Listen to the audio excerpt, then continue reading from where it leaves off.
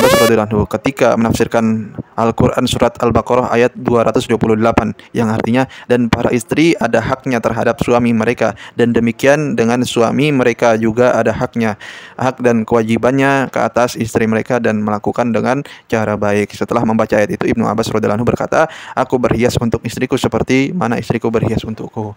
Maka di dalam surat Al-Baqarah ayat 228 dikatakan bahwasanya ada kewajiban juga bagi seorang. Assalamualaikum warahmatullahi wabarakatuh. Lanjutan yang setelahnya, bahwasanya ketika kita ingin daripada berjima, maka sangat dianjurkan seorang istri ini bersolek. Sebelum mulai daripada bermesrahan, atau bersetubuh, maka seorang istri ini disunahkan atau dianjurkan untuk bersolek. Tapi bukan cuma seorang istri saja yang dianjurkan untuk bersolek, dan suami juga harus daripada bersih-bersih badannya. Mungkin habis kerja capek-capek, jangan langsung ngegas istrinya kan.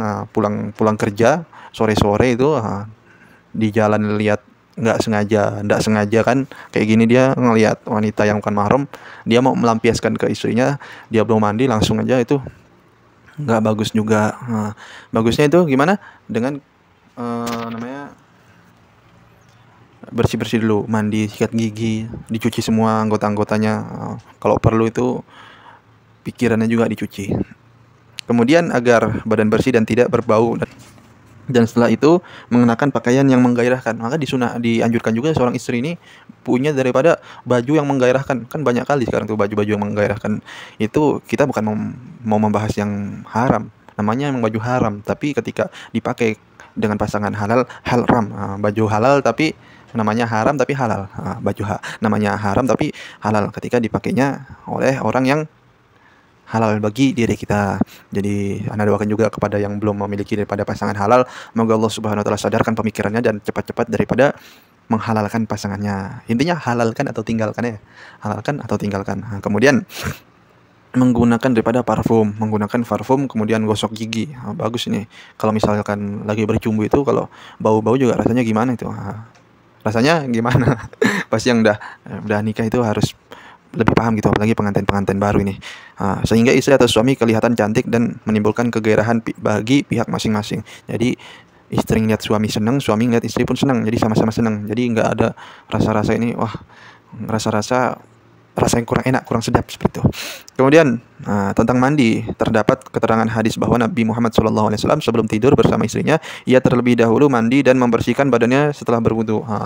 Beliau ini mungkin setelah berhubungan, bagusnya jangan langsung tidur, mandi dulu. Apalagi subuh itu hubungan malam, kalau misalnya nggak mandi dulu, dia nanti ketiduran, bahaya nih.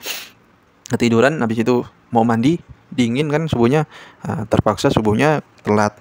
Ketika ditanya kepada baginda Nabi Muhammad SAW, tidak mandi sekali saja, yaitu selepas bersetubuh, kenapa mandi sebelum bertubuh?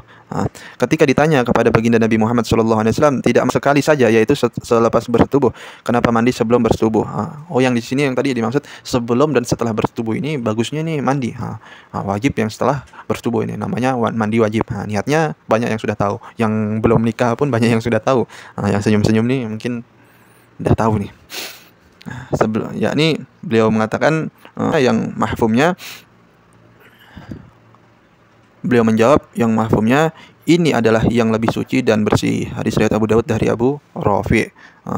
Jadi ini yang lebih bersih dan lebih suci sebelum dan setelah kita berhubungan suami istri. Kemudian seperti kita tahu bahwa wanita perlu berhias diri untuk suaminya, bahkan wajib hukumnya ketika suami ada di rumah. Tetapi bagi suami jarang dibicarakan tentang kewajibannya berhias, mengenakan pakaian bagus yang bagus bisa menimbulkan rasa birahi dan cinta istrinya kepadanya. Jadi bukan cuma istri aja yang dia berhias dengan baju-baju yang menimbulkan daripada gairah, tapi suami juga dianjurkan daripada untuk berhias. Maksudnya bukan kayak penampilan cewek pula, nanti tasabuh binisa haram, tasabuh bil mar'ah, tasabuh dengan perempuan ini nggak boleh. Maka yang laki-laki kayak cewek, yang cewek kayak laki-laki itu nggak boleh tasabuh. Tulang-tulang lunak ini kalau bisa ini tobatlah tulang lunak. Soalnya kenapa ya? Dunia ini akan menggoncang, Allah SWT akan menggoncangkan dunia apabila banyaknya tulang lunak. bandeng presto, atau presto itu yang kayak alat untuk melunakkan ayam ini tanpa dilunakkan pakai alat tersebut dah lunak. Kembali lagi ke cerita.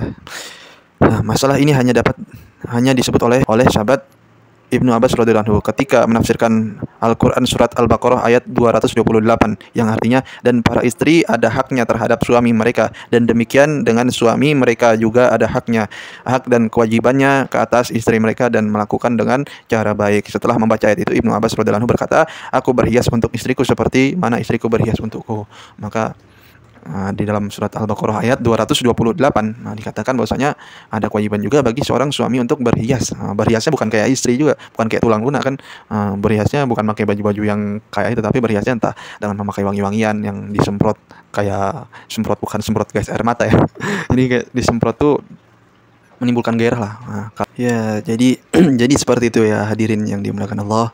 Sebagaimana Ibnu Abbas radhiyallahu anhuma. Ini beliau ini berhias juga untuk daripada dilihat oleh seorang istrinya.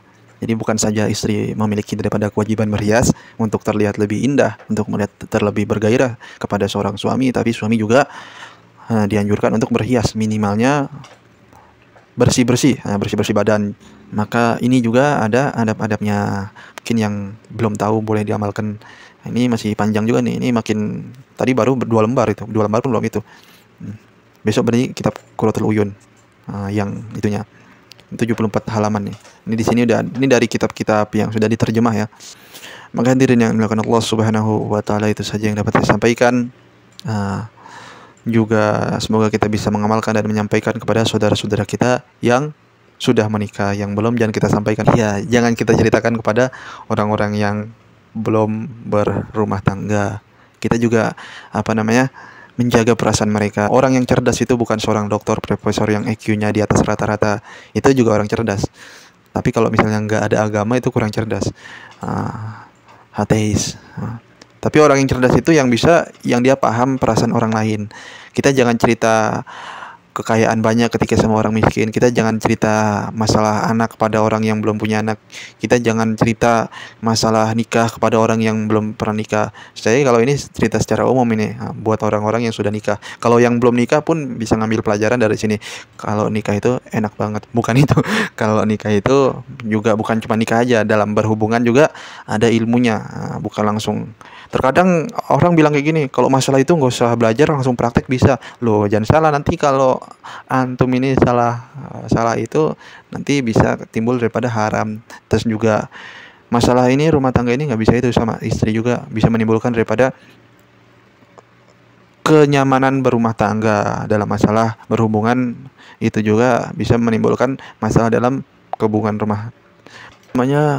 permasalahan rumah tangga. Mungkin ketika istri tidak puas atau suami tidak puas, maka berpikiran rumput tetangga lebih hijau. Itu kata-kata yang agak menyesatkan. Rumput tetangga lebih hijau. Kalau rumput tetangga lebih hijau boleh main katanya. Itu kita hindari sampai yang seperti itu, perzinahan.